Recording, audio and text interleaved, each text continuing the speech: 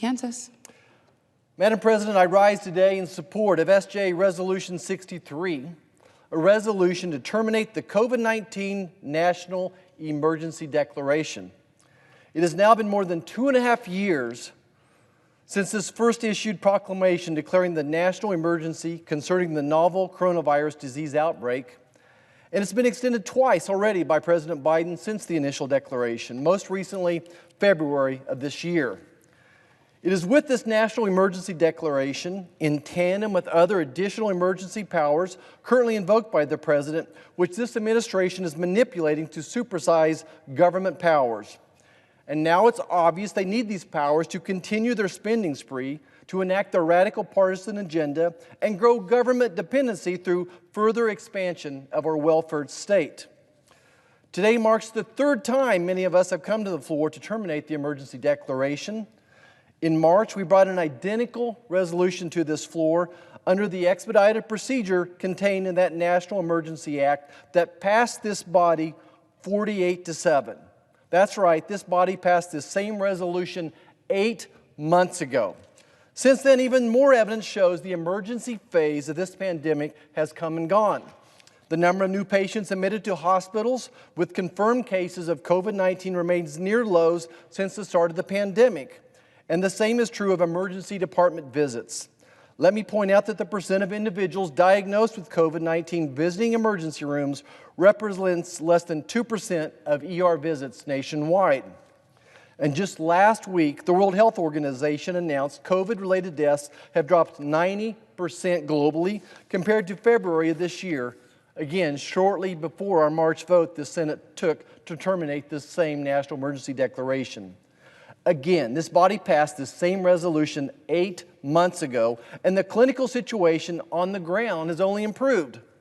Listen, the decrease in hospital cases and deaths can be contributed to the fact that an estimated 95% of Americans ages 16 and older had developed identifiable COVID antibodies, and that's according to the CDC.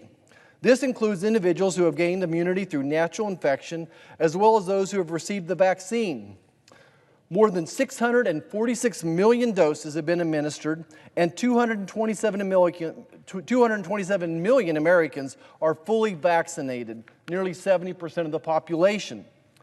Vaccines are so widely available for those that wish to receive inoculation that millions of doses are going unused. Between December 2020 and mid-May of 2022, the U.S. wasted 82 million doses. Additionally, we have a growing roster of antiviral drugs, monoclonal antibodies, and treatment protocols that are helping vulnerable populations avoid life-threatening complications. Now, don't take it from me. Take it from President Biden. Just 2 months ago, the President stated the coronavirus pandemic was over in a 60 Minutes interview. That's right. 2 months ago, the same person who wants to continue to use this so-called emergency said it was over. And no, I can't make any sense of it. So despite all the advances we made in our fight against this virus and the victorious declaration of our chief executive, this administration insists the national emergency declaration remain in place.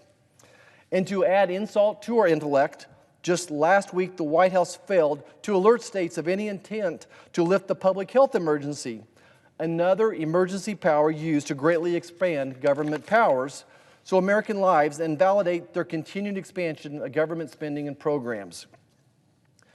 Now, everyone should remember, it was this government-imposed state of emergency that justified their continued lockdowns of small businesses and schools. It was this government-imposed state of emergency that justified their mask and vaccine mandates, including a military vaccine mandate that has resulted in the removal of more than 8,000 active-duty troops since the Defense Secretary issued the requirement in August 2021.